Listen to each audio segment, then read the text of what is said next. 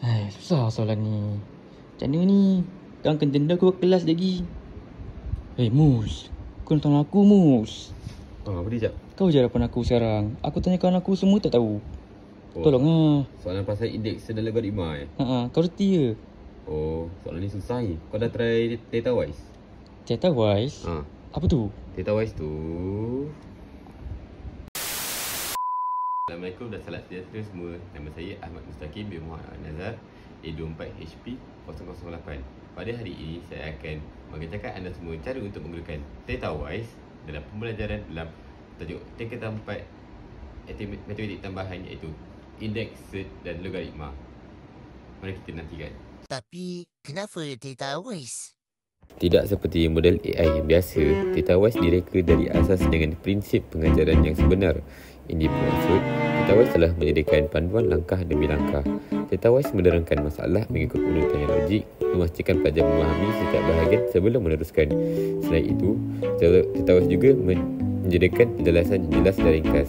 Tiada bahasa yang mengelirukan atau maklumat yang tidak perlu, hanya pengajaran yang mudah dan berkesan. Theta wise juga akan menggalakkan pemikiran kritis. Daripada hanya memberikan jawapan, theta wise akan mengajukan soalan yang membina untuk membantu pelajar menyelesaikan masalah sendiri. Theta wise juga akan menyediakan bantuan disesuaikan.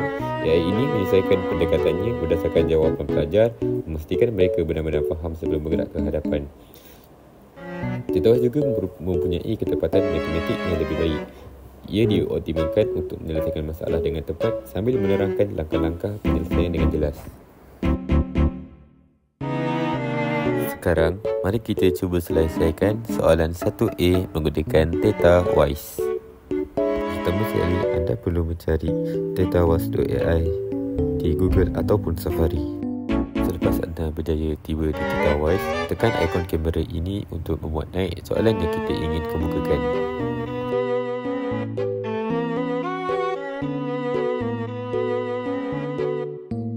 Kita boleh potong soalan mengikut kehendak kita sendiri. Di sini kita hanya memfokuskan kepada soalan 1A sahaja.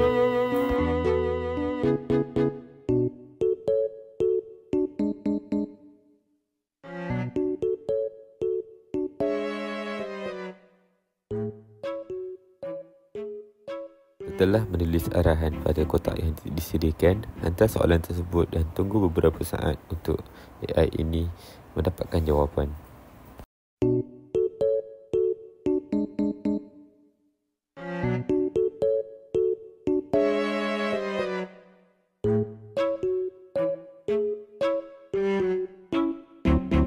AI ini akan menunjukkan satu persatu langkah demi langkah untuk menyelesaikan soalan yang diberikan. Sekiranya anda masih tidak faham dengan jawapan yang diberikan, terdapat beberapa pilihan untuk kita mendapatkan penjelasan yang lebih lanjut. Hanya perlu klik pada mana-mana pilihan penjelasan dan ia akan memberikan penjelasan yang selengkapnya.